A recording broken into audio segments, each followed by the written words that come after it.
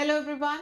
So this question was asked on your 6th of January 2025. The question says model of cognitive apprenticeship, modeling, scaffolding, articulation and your exploration.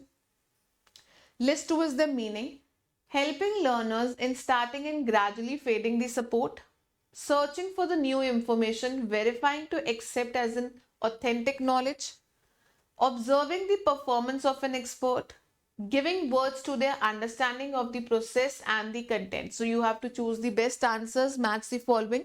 अब आपको पता है ये जो आपका question है वो किससे रिलेटेड है, योर कोग्निटिव अप्रेंटिसशिप मॉडल। और ये एक ऐसा टीचिंग मॉडल है जहां पे आपका जो टीचिंग है आपको डिमॉन्स्ट्रेट करके बताता है चीजों को, ठीक है। मॉडल्स इज थिंकिंग, और आप क्या है उनसे सीखते हैं, इमिटेट करते हैं, कॉपी करते हैं, प्रॉब्लम सॉल्विंग स्किल्स को डेवलप करते हैं और ग्रेजुअली जैसे ही टीचर को लगता है कि आपको चीजें कला आ गई है, वो ग्रेजुअली अपना जो सपोर्ट है वो क्या है पीछे खींच लेता है। तो आपने घरों में भी देखा होगा अप्रेंटिसशिप का मतलब ही क्या है कि जहां पे आप किसी के अंडर क्या है काम करते हैं, सीखते हैं, हैंड्स ऑन प्रैक्टिस करते हैं। जैसे घर पे कभी इलेक्ट्रिशियन आता है तो उसके साथ एक कोई छोटू या असिस्टेंट आता है जो सीख रहा होता है ना, जहाँ पे उसका जो ट्रेनर है वो बता रहा होता है कि इसको कैसे करना है। ये प्लम्बर्स के साथ नॉर्मली क्या है आपको ये अप्रेंटिस देखने को मिल जाते हैं। पर यहाँ पे जो ये कोग्निटिव अप्रेंटिसशिप मॉडल है ये आपकी मैनुअल वर्क से नहीं रिलेटेड है, क्योंकि कोग्निटिव का मतलब क्या है, दैट इज योर माइंड, ठीक है। सो यहाँ पे मेंटल टास्क की बात की जाती है but not your manual work. और हमारे अप्रेंटिसशिप मॉडल के कुछ कंपोनेंट्स आते हैं जिसको हमने याद किया हुआ है थ्रू योर MCS अरे, है ना। अरे I am commerce computer science student, अब जैसे बोलते हैं MCS अरे, तो M stands for your modelling, C stands for your coaching, S stand for your scaffolding, A stands for your articulation, R stands for your reflection और E stands for your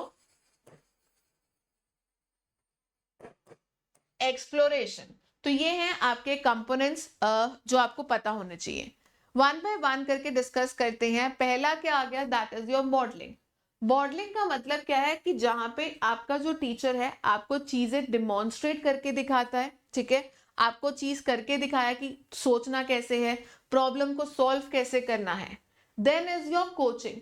अब यहाँ पे क्या है, कोचिंग, टीचर आपको guide कर रहा है, सपोर्ट कर रहा है कि इस प्रॉब्लम को कैसे सॉल्व किया जा सकता है, गाइड्स द स्टूडेंट्स परफॉर्मेंस। तीसरा इज योर स्कैफोल्डिंग। तो स्कैफोल्डिंग का मतलब क्या है, जब तक स्टूडेंट को नहीं आ जाता है टीचर अपनी टेम्परेरी सपोर्ट देता है टू दी स्टूडेंट्स, और जैसे जैसे उसको लगता है कि अब स्टूडेंट खुद से चीजें कर सकता है, प्रॉब्लम को सॉल्व कर सकता है, वो ग्रेजुअली अपनी जो सपोर्ट है वो क्या है पीछे को खींच लेता है।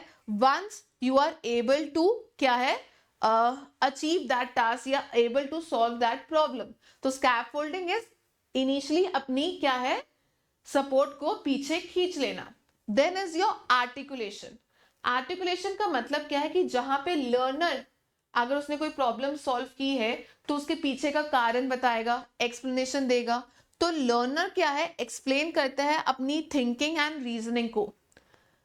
रिफ्लेक्शन का मतलब क्या है कि यहाँ पे लर्नर ने जो भी किया वो कंपैरिजन करता है बाकी लोगों से, अपने एक्सपर्ट्स के साथ, अपने पीयर्स मेट्स के साथ।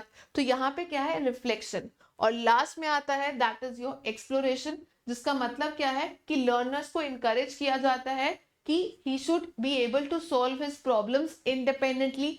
रियल वर्ल्ड सिचुएशंस में भी क्या है वो खुद से जाके क्या है एक्सप्लोर करते हुए चीजों को अप्लाई कर सके। तो आइए अब देखते हैं क्वेश्चन की ओर कि हमारा क्वेश्चन क्या कहता है। पहला क्या आ गया, मॉडलिंग, जिसका मतलब क्या था, टीचर आपको कुछ ना कुछ करके दिखाएगा, बच्चा क्या है उसको देख रहा है और सीख रहा है।